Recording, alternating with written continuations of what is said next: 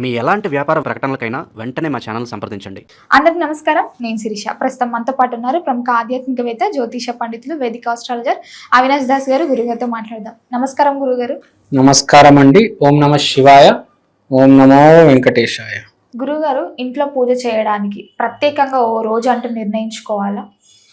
ఇంట్లో పూజ ఎప్పుడు చేయాలి, ప్రత్యేకమైన రోజు ఉంటే బెటర్ అని అడుగుతున్నారు. ఎప్పుడైనా మన కోరికలు తీర్చేది మన గురువులే.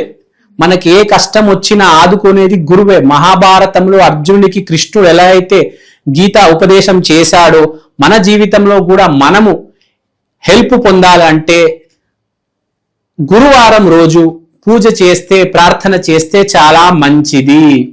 గురువారం థర్స్డే మీరు గుడికి వెళ్తొస్తే కూడా చాలా మంచిది. ఆ రోజు మీరు ఏది చేసినా మంచి జరుగుతుంది, కానీ మంచి మనసుతో కోరుకోవాలి. అది బేసికల్గా.